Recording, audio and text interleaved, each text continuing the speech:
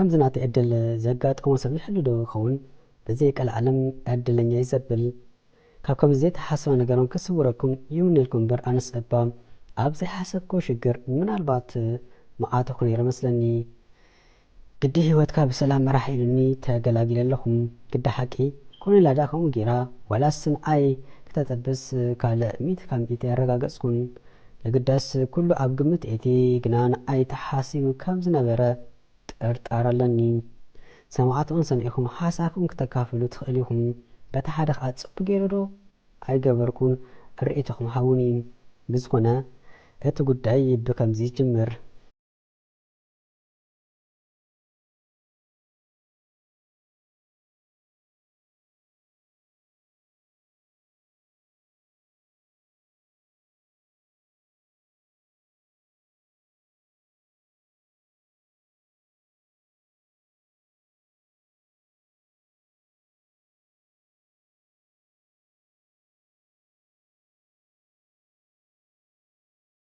مزي أقول أنا بإنترنتيو ويك أبحث زبالة بفيسبوك هكذا رما أتم جمرتك بزح أي قداس اللانيرم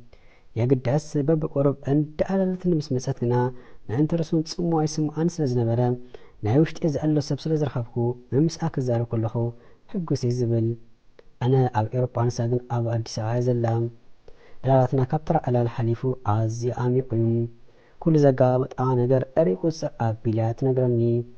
كواي والحادة تحاقو نقري باللان حلوف حليفوان أتني أديس هتاك متسأكولو كي ترفا بزي سكفتات نقرني كان زي زقابرا أوالد من الله تعب إلا حاز اللون أمنات عزي سلزاي دكولي سمعني رمو حدا حق يزبل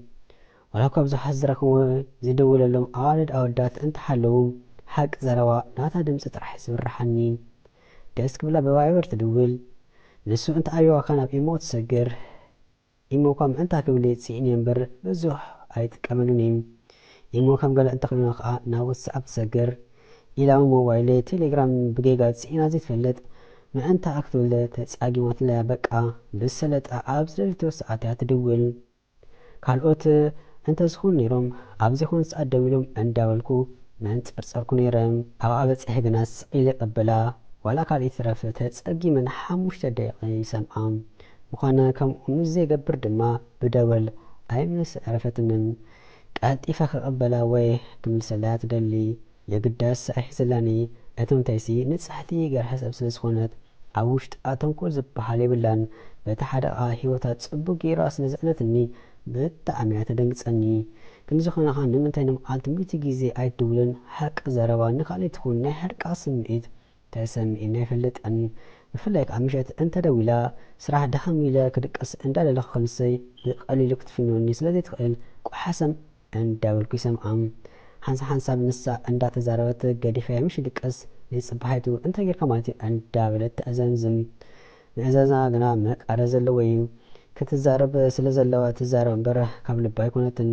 መቼም ምስ ብዙሓት ሰባት ክላል ዕድር ረኺበ እንዴ ከምዚ ኣጓለ ገይሩ ኣብ ልበይ ዝኣተወት የላን እዚ ክብል ከለኹና ብዓይነ ፍቕሪ ዘይኮነስ ምሻሎ ሰብ ኮንካ ሰብ ትደልሞ በቃ ምስ መንፈስካ ዝወሓድ ሰብ በቃ ስለዝተወሓደትኒ በቲ ሓደ ከዓ ምናልባት ሰባት ኣብ ጎኒ ከሎ ክንሶም ፅሟይ ይስምዓን እሞ ንሳ ስለትሽፈነለ ይኸውን ብሕፅር ዝበለ ናይ ውሽጢ ክትርዳእኒ ትኽእል ሓቀኛ ሰብ ንሳ ግና በጌጋ እኳ ብዓይነ ፍቕሪ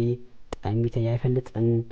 ዝወፅ ኣይብላን ምስ ነፍሰይ ይኹን ምስ መንፈሰይ ተዋሒዳ ጠባያ ምስክንተያ ልዕሊ ኩሉ ከዓ ምስ ናይ ፀገማ ነብሳ ከኣሊት በሓሊት እያ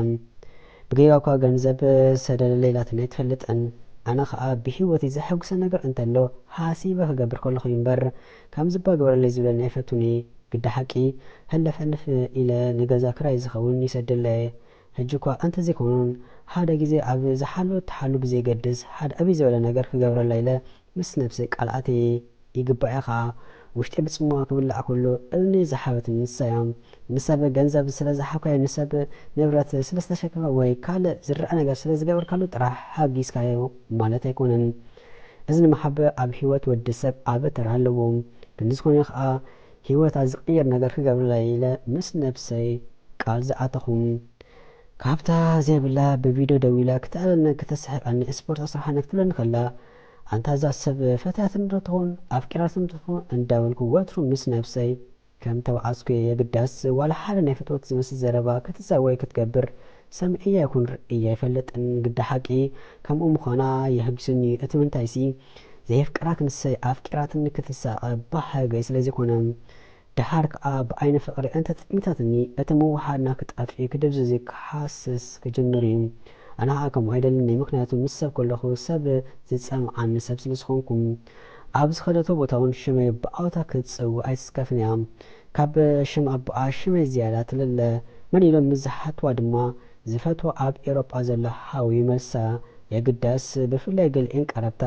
እዚ ቀረብሲ ኣሕዋት ኣይመስልኒ ምስ ዝብልዋ መን ኢልኩም ኢልያ ተጓጥሎም ብፍላይ ከዓ ብኣይ ዝመፅ ኣይትፈቱን እያ ምስለ ዘረባ ኣይኮንኩን ዝዛረብ ዘለኹ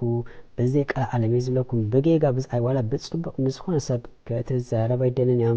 ሓንሳ ሓንሳብ እምበርከ ከመና ሰብ ዳይ ዘብል የግዳስ እወሰብያ ሰብ ብሰብ ግና ፍቕሪ ዘለዋ ንፅሕ ልቢ ስስአዚ ኣብልላ ምጭውቲ ጓል እምበር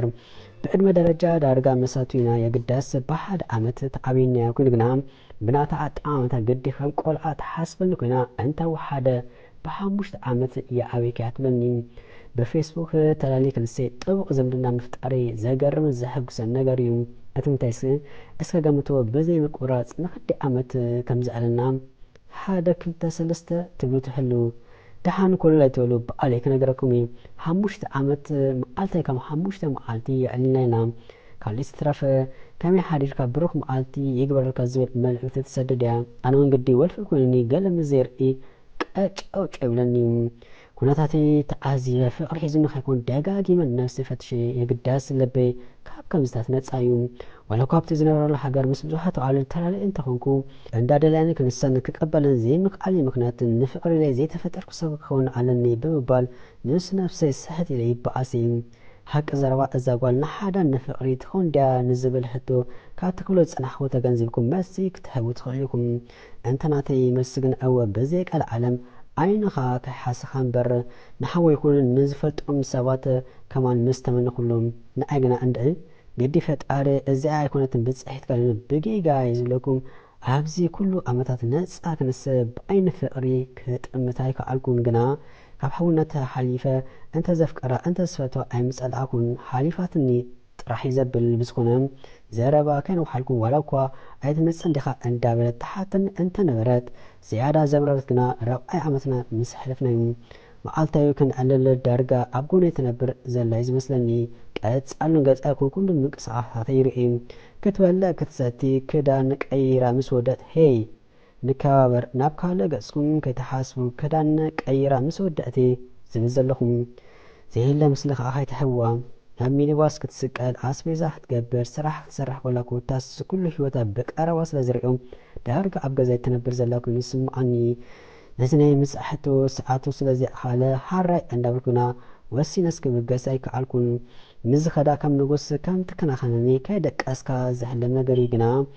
ክኸይድ እንተኮይነ ምእንታ ጥራሕ ዘይኮነ ምእንቲ ስድራይ ፈተተይ ስለዝኮነ ከም መዓሪ ዝግብዓኒ ነገር ብዙሕ ስለ ዘሎ ደፊረ እግረይ ኣብቲ ኣዲስ ከነበር ኣይመረፅኩን ርጉፅ ኣብዚ ውሽጢ 4 ዓመት ገሊኦም 8 ግዜ ናብ ኣፍሪቃ ተመላሊሶም ስለዝኾኑ ናተይ ዘይምኻድኤ ጉዳይ የተሓሳስባ ይኹን ግና ዝኾነ ይኹን ብዘይገድስ ሰብ ብዕላሙ ብመንገዱ በቲ ዘውፅኦ መደብ መሰረት ክጓዓዝ ኣለዎ ኢለውን ስለዝኣምን ብተስፋ ጥራሕ ዝናብራ ትኩረት ክኾን የግዳስ እቲ ጉዳይ ከምቲ ዝበልኩም ስለዝኾነ ዝግበር የለን መቸም ሂወት ብከምዚ እንዳቐፀለ ናብ 5 ዓመትና እንዳተቃረበና ከልና ግና ሂወታ ስለዘተሓስበኒ ዕድመን ደው ኢሉ ስለዘይፅበ ክትምርዖ ከዘላ ሓሳብ ወስ ምስ ኣበል ኩላ ክምርዖ ይሓይሽ ኢልካ በለትኒ ደስ ብዘይብል መንፈስ ተዘብዝብ ምባላን ሽዑስ ስለዝገርመኒ ድሓን ክድዓ ምስ በልኩዋ ድሓን የግዳስ ንስኻ ንቅድም ተምርዖ ሽዑ ኣነ ክምርዐይ ምስ በለትኒ እንዳፈለጥኩ ሸለ ክገብዛ እንተዘይኮይነ እምበር ገለ ዝተደጎለ ኣብ ልዕለይ ፍትወት ፍቅሪ ከም ዘለዋ ክኸዶ ኣይከኣልኩን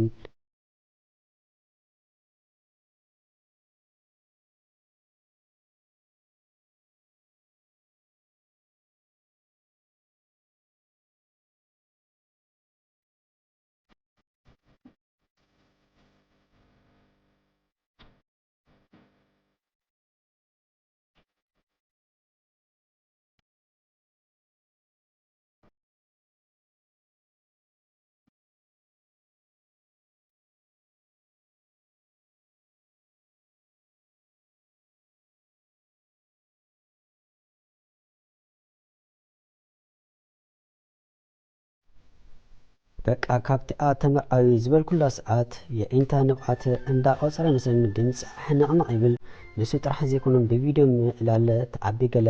እቲ ቪድዮ ምእላል እኳ ኩሉ ግዜ በዓላ እንዳትጅምሮ ነይራ ግና ምሽ ኣሎ ዝለመድከይ ምስ ሰኣንካ ዝስምዓካ ነገር ምስ ተሰምዓኒ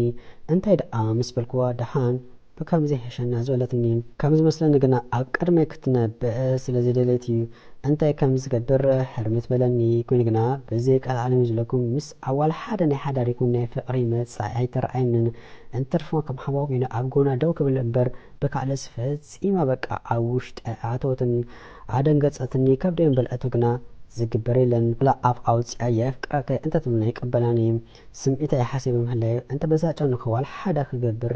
ኣይተራኹም ብኡ መጠን ግና ናታን ዓይናይ ምርካብ ድሌት እንዳበረኸ መፅኡ ኣይትመፅእ እንድኻ ዝብል ሕቶ ክደጋገም ጀመረ ኮይኑ ግና ናይ ውሽጣ ጌራ ይፈተውከ የፍቅረከ ኢላት ናይ ትፈልጥን ጓል ኣብ ኣንጻሩ ንስኻስ እንታይ ትፅበለኻ ኣይ ተመርዓዊ እንዳበልካ ዘይትምርዓያ ትብል እትኾን መቲ ውዳኣቱ እስ ናይ ምካድ ሰዓት ስለዝኣኸለ ክኸይድ ወሰንኩም ከም ዝመፅኡ ዝነበርኩ ዓዲሜ ነዚ ምስ ሰምዐ ዝተሓጎሰቶ ተሓጓስ መዳረቕቲ ኣለውድን እንተዝበሃል በዘይ ቃል ዓለም የብልን ይመሰይ ከመኢላ ከም ትቀበለኒ ክትዳለው ጀመረት ኣዋርሕ ተሪፎ ክንሱ መዓልቲ ክትፅብፅብ ተኻኽበለት ብኣካል ንመጀመርታ ጊዜ ክትረኽበኒ ብምስሊ ብድምፂ ኣፀቢቓ ትፈልጠንያ ገጽ ንገጽ ግና ንመጀመርታ ጊዜ እዩ እንደ እንሳ እምበር ኣነስ ኩሉ ግዜ ከም ኣሕዋት ኣብ ሓደ ገዛ ንነብር እዩ ዝመስለኒ ስለዚ መዓርኽ እንዶ ኣይተሓንጠኹን ሓድሽ ነገር ዘለዎም ኩኑ ኣይተሰምዓንን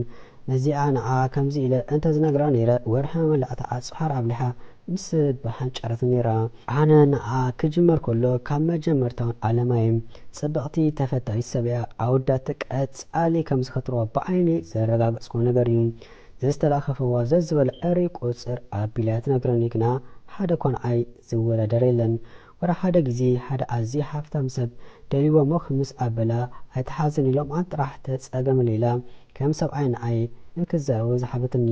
ኩሉ ኣብ ግምት እትኹም ምስ ስርዓት እንትኾኑ ተሕጎሶ በዓልኹም ወድእዎ ብወዚ ኩሉ እንዳፈተትካ ትኢትያ እንዳበልከ እንታይ ትፅበለኻ ትብሉ ተህልው እዚ ሕቶ ንዓይ ይገርመኒ ግና መልሲ ክረኽበለይ ከኣልኩን የግዳስ ከምቲ ኣቐዲመ ክሎ ፀናሕኹን ምናልባት ናቲ ሒወን ካልእ ትኸውን መዓልቲ ብመዓልቲ እንዳተባልዐ መፂ ብምጋ ሰዓት ኣኸለ ኣበይና ወርሒ ከም ዝመፅእ ነጊረ እምበር ዕለት ኣይነገርኳን ሰርፕራይስ ክገብራ በብሕሳብ እዩ ሻንጣይ ጠቕሊለ ዝፀዓን ፅኢነ ናብ መዓረፎ ነፈርቲ ኣበልኩ ከምዚ ኣምፅዓለይ ኣበለትምን ኣብ መንጎ ዘረባ ግና ጎቦ እንዳበልኩ ሓተትኩ ኩሉ ባሕ ዘብላ ነገር ገዛ እዚኢ ሓደ ሻንጣ ሙሉ ኣዳሊለ ኣለኹም ምስ ረኣይቶ ከም ትግራም ኣይጠራጠርኒ ምግራም ጥራሕ ዘይኮነ ከማን ድርብ ሓጎስ ክኾናዩ ግና ስስእቲ ስለ ዘይኮነት ኣብዚኻይ ከም ትብል ኣይጠራጠርኒ ፈቲ ባሕ ኢሉ ይገብረ ስለ ዘለኹ ሕጉሲ እዚ ከማን እንዳወሓደ እዩ ካብ ዝኩሉ ዓመት ምልናይና ምስ ናይ ፀገማ ብጌጋ እኳ 5 ሳንቲም ከማን ሃቲታት ናይ ትፈልጥን ሰብ ዘብሎ ከዓ ተሕዝቶኻ ርእዩ ምዝቀርበካ ዘይኮነስ ብሰብኣውነታ ምዝመዝነካ ጥራሕ እዩ እንታይ ይኹን ብዘይገድስ ንጣም ማለት ከይተፀበየት ካብ መጀመርቱ ንጹሕ ልባ ወፍያትን ለያ ከምዚአን ዝኣመሰለ ኣሎ ዘለካ እንተትህበውን ሓላል እዩ ክንዝኾነ ከዓ ኣነውን ዘመዛዝን ርእሰ ስለ ዘለኒ ክጎድላ ኩሉ ሽግራ ዝዓብስላ ግና ምስናይ ስክፍቲ እዩ ስክፍታ ብስክፍቱ ከዓ እንዳተቆጣዓት እምበር ሂወትኩም ንፈልጦ እንዲና ንስኹም ካበዶ ተምፅኦ ኢኹም እያ ትብል ኣይገርምን ዶ ብዝኾነ ኣብቲ ኤርፖርት መበገሲ ሰዓት እንዳተፅበ ከሎ ግዲ ናይቲ በለይቲ ዝተሰኣኹ ጥዑይ ከምዛ ዘይፀናሕኹ ርእሰይ ሻዕሻዕ ከብለኒ ጀመረ ብድሕሪ እንታይ ከም ዝተፈጠረ እግዚኣብሔር ዋንኡ ነብሰይ ዝረኸብኮ ኣብ ኣዲስ ኣበባ ዘይኮነስ ኣብ ሆስፒታል እዩ ክቡራት ተኸታተልና ቀዳማይ ክፋል ነዚ መስል ነይሩ ኣብ ካልኣይ ክፋል እንታይ ፀገሙ ምዃኑ ክርኤና እሞ ሳብስክራይብ ጌርኩም ቶም ሳብስክራይብ ዘይገበርኩም ክትከታተሉ ነዚ ናይ ደወል ምልክቱን ክትጠውቕዋ እንዳተላበኹም ብካልኣይ ክፋል ወይ ከዓ ብካልእ ትሕዝቶ ክሳብ ንራኸብ ኣብ ዘለኹሞ ሰላም ክብዛሕ እንዳበልኩ ቻው ቻው